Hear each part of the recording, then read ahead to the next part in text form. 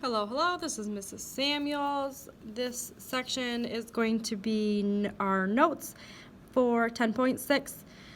We are going to be writing numbers in scientific notation.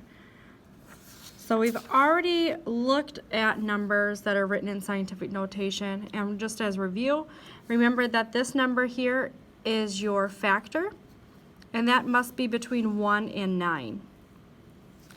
The exponent will tell us the direction and how many loop-de-loops to go.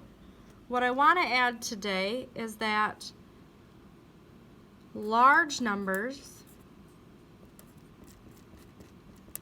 will have a positive exponent and small numbers will get a negative. We already know that positive goes in this direction and negative goes in this direction. Okay, I want to add this part. The large numbers always get the positive exponent and small numbers always get the negative. So let's take a look at our first problem here. This is example number 1. It says that Google purchased YouTube for this amount of money. We are going to write this number in scientific notation. So we're going to take our number,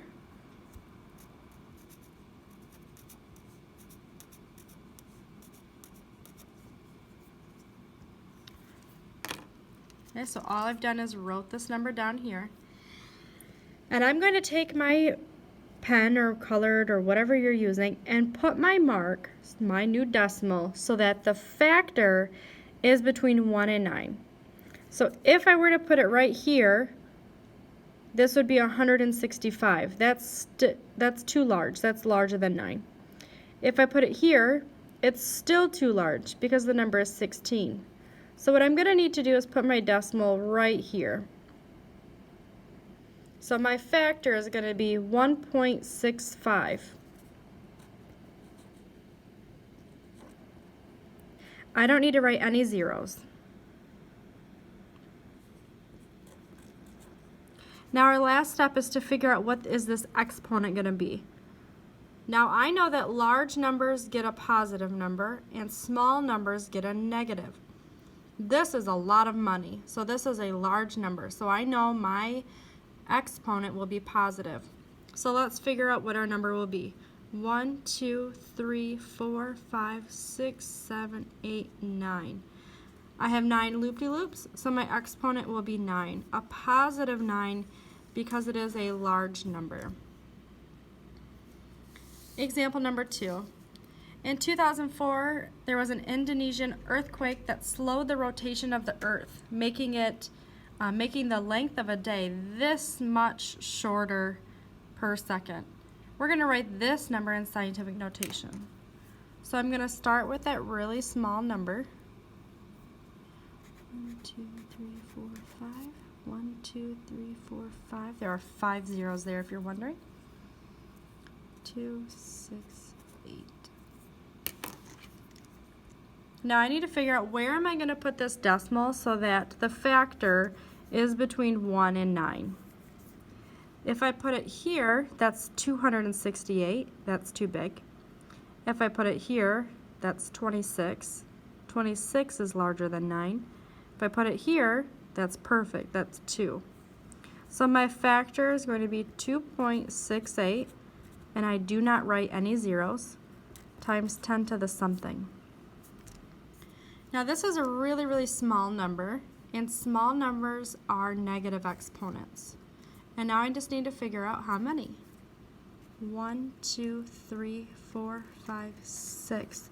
This is negative 6. So the answer is 2.68 times 10 to the negative 6th power.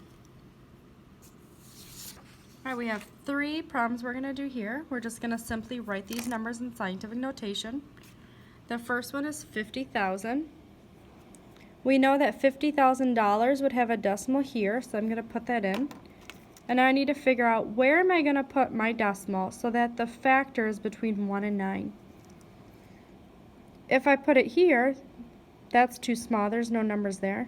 So I'm going to put it right here. So my factor is going to be 5 times 10 to the something. $50,000 is a lot of money, so I'm going to have a positive exponent. Let's figure out what that positive number will be. 1, 2, 3, 4. So this is 5 times 10 to the 4th power. Next one. I see my decimal is here. I want it to go here so that my factor will be 3 times 10 to the something. This is a very, very small number, so my exponent will be negative. And let's figure out what that will be. 1, 2, 3, 4, 5, 6. We went back 6.